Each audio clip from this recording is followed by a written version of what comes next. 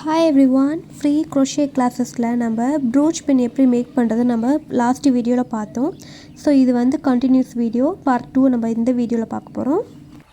Part 1 video பார்க்காதவங்க பார்த்துட்டு இந்த வீடியோ பாருங்கள், அப்போ தான் உங்களுக்கு புரியும்.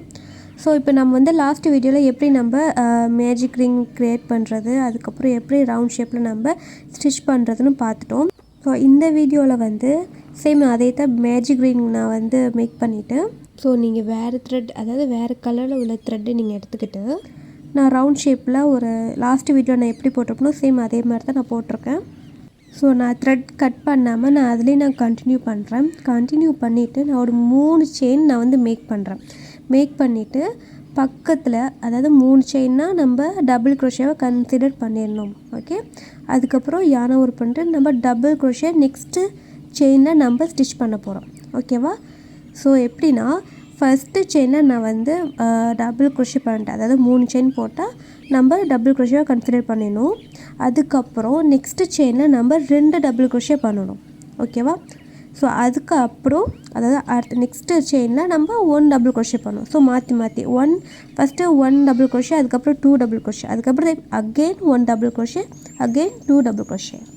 இப்போ பார்த்திங்கன்னா நான் டபுள் க்ரோஷே பண்ணிட்டேன். ஸோ அதே செயினில் இப்போ நல்லா கேர்ஃபுல்லாக பாருங்கள், அதே செயினில் தான் நான் வந்து அகெயின் டபுள் க்ரோஷே பண்ணுறேன். ஸோ இப்போ அடுத்தது பார்த்திங்கன்னா இதில் வந்து நான் 2 டபுள் க்ரோஷே பண்ணியிருக்கேன். நெக்ஸ்ட்டு செயினில் நான் வந்து ஒரே ஒரு டபுள் க்ரோஷே தான் நான் பண்ணுவேன். ஓகேவா? ஸோ இது தான் ப்ராசஸ். ஸோ இது நல்லா நீங்கள் கவனிச்சு பாருங்கள். நான் என்னோடய ஹேண்ட் மூவ்மெண்ட்டும் இந்த வீடியோ நல்லா கிளியராக பார்க்கும்போது உங்களுக்கு அண்டர்ஸ்டாண்ட் ஆகிரும். ஸோ இதே மாதிரி நம்ம எண்டு வரைக்கும் நம்ம ஸ்டிச் பண்ணணும். உங்களுக்கு இந்த வீடியோ பிடிச்சிருந்துச்சுன்னா லைக் பண்ணுங்கள், ஷேர் பண்ணுங்கள், நீங்கள் மறக்காமல் சப்ஸ்கிரைப் பண்ணிடுங்க. அண்ட் பேசிக் க்ரோஷே ஸ்டிச்சஸ் நீங்கள் வந்து லேர்ன் பண்ணி ஆசைப்பட்டீங்கன்னா இந்த நம்பரில் நீங்கள் காண்டாக்ட் பண்ணிக்கோங்க. உங்கள் ஒர்க்கை நீங்கள் சென்ட் பண்ணலாம். என்னோடய குரூப்பில் வந்து நீங்கள் ஜாயின் பண்ணுறதுக்கு நிறைய பெனிஃபிட் இருக்குது. ஏன்னா நான் என்னோடய குரூப்பில் நிறையா பிடிஎஃப் நோட்ஸ்லாம் சென்ட் பண்ணுவேன். அதே மாதிரி ஃப்ரீ லைவ் கிளாஸஸும் நான் வந்து 10 டேஸ்க்கு வந்து நான் காண்டாக்ட் பண்ணுவேன் அண்ட் டவுட்டும் கிளியர் பண்ணி விட்டுருவேன். ஸோ உங்களுக்கு நிறைய பெனிஃபிட் இருக்கும். ஸோ நீங்களும் நிறைய ஸ்கில்ஸ் இம்ப்ரூவ் பண்ணிக்கலாம். ஓகே, இப்போ நம்ம லாஸ்ட் ஸ்டிச்சுக்கு வந்தாச்சு. ஸோ இப்போ நம்ம என்ன பண்ணணும்னா இந்த ஸ்டிச் மார்க்கரை நீங்கள் வந்து ரிமூவ் பண்ணிவிட்டு ஏன்னா அந்த இடத்துல நீங்கள் ஸ்லிப் நோட் போட்டுக்கணும். உங்களோட த்ரெட்டை நீங்கள் கட் பண்ணிடலாம். ஸ்லிப் நோட் போட்டோன்னே உங்களோட த்ரெட்டை நீங்கள் அப்படியே கட் பண்ணிடலாம். ஸோ எக்ஸஸான உள்ள த்ரெட்டில் வந்து நம்ம வீவிங் ஸ்டைலில் நம்ம ஸ்டிச் பண்ணிடணும். ஸோ இப்படியே நம்ம வீவிங் பண்ணிட்டே போனோம்னா, இப்படியே நம்ம ஸ்டிச் பண்ணிக்கிட்டே போனோம்னா உங்களுக்கு அந்த த்ரெட்டும் வந்து சீக்கிரமாக வந்து ரிமூவ் ஆகாது, ரெண்டாவது லூஸாக இருக்காது. ஓகேவா? ஸோ நம்ம க்ரோஷே வந்து சம்டைம்ஸ் லூஸ் ஆகிறதுக்கு சான்சஸ் இருக்குது. ஸோ அதனால் இந்த மாதிரி வீவிங் பண்ணிட்டீங்கன்னா நம்மளுக்கு வந்து அந்த பார்க்குறதுக்கும் நீட்டாக இருக்கும், லூஸாகவும் இருக்காது. நம்ம பார்ட் 1ல் பார்த்த அந்த ஸ்டிச் வந்து அந்த க்ரோஷே வந்து சைடில் வந்து நீங்கள் எப்போதும் போல் வீவிங் பண்ணிடுங்க. நம்ம சென்ட்ரலில் ஸ்டார்டிங்கில் ஒரு ட்ராக் பண்ணோம்ல த்ரெட்டை, ஸோ அந்த த்ரெட்டை வந்து நீங்கள் கட் பண்ணக்கூடாது. அதில் நீங்கள் என்ன பண்ணணும்னா இந்த வீடியோவில் நான் காட்டுற மாதிரி நீங்கள் அப்படியே ஃபாலோ பண்ணிடுங்க. ஸோ இந்த மெத்தட் ரொம்ப ஈஸியாக இருக்கும். ஸோ இந்த மாதிரியும் பண்ணலாம், இல்லை உங்களுக்கு க்ளூ அப்ளை பண்ணாலும் ஓகே தான். ஓகேவா? த்ரெட்டை நீங்கள் இன்சர்ட் பண்ணிவிட்டு இந்த மாதிரி நீங்கள் நாட் போட்டிங்கன்னா இன்னும் கொஞ்சம் அந்த க்ரோஷே வந்து நல்லா ஸ்ட்ராங்காக இருக்கும். ஓகே, இப்போ நம்ம லாஸ்ட் ஸ்டெப்புக்கு வந்தாச்சு. ஸோ இப்போ நம்ம வந்து எல்லாமே ஃபினிஷ் பண்ணிட்டோம். நம்ம சேஃப்டி பின் வச்சு நம்ம இதில் வந்து த்ரெட்டை ஸ்டிச் பண்ண வேண்டியது தான். ஸோ ரொம்ப ஈஸி, இந்த இடத்துல நம்ம ஸ்டிச் பண்ணாலே போதும். ஓகேவா?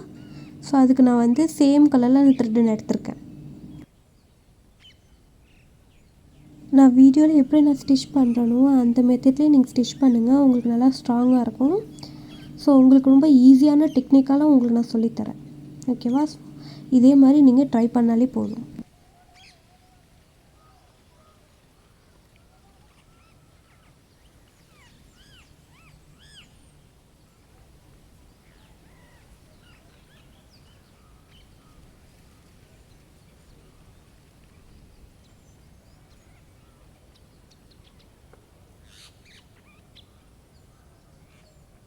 நம்ம நார்மலாக எப்படி நம்ம ஸ்டிச் பண்ணுறோமோ அதே மாதிரி நம்ம பண்ணாலே போதும். இதில் ரொம்ப ஸ்ட்ராங்காக இருக்கும். அதே மாதிரி என்னோடய ஹேண்ட் மூவ்மெண்ட் நீங்கள் பாருங்கள், நான் எப்படி பண்ணுறேன்ட்டு பாருங்கள்.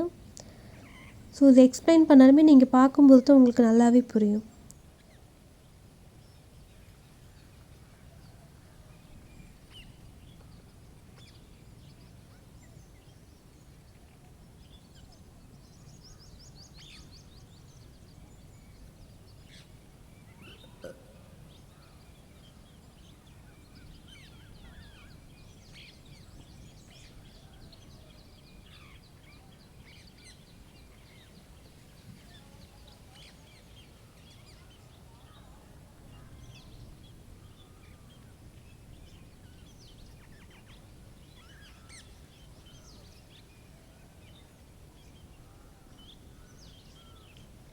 இப்படியே நம்ம கண்டினியூ பண்ணிக்கிட்டே போகலாம். லாஸ்ட் வரைக்கும் இதே மாதிரி நம்ம ஸ்டிச் பண்ணிவிட்டு நாட் போட்டுக்க வேண்டியது தான்.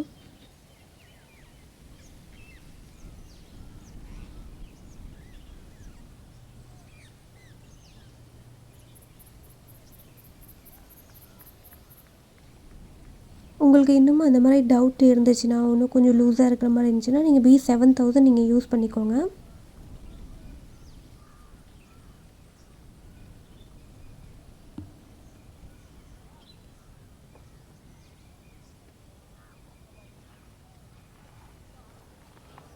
ஓகே, நம்ம க்ரோஷே ஃபினிஷ் பண்ணியாச்சு. இப்போ லாஸ்ட்டாக நம்ம எப்படி நம்மளோட க்ரோஷே வந்து எம்பலிஷ்மெண்ட்டாக நம்ம ஆக்குறது, நம்மளோட க்ரோஷே வந்து எப்படி அழகாக்குறதுனா, இந்த மாதிரி ஒரு குட்டி குட்டி ஸ்டோன்ஸ் இந்த மாதிரி நீங்கள் அப்ளை பண்ணும்போது உங்களுக்கு இன்னும் பார்க்குறதுக்கு யூனிக்காக எலகண்ட்டாக இருக்கும். ஸோ இந்த மாதிரி நீங்கள் அப்ளை பண்ணிக்கோங்க.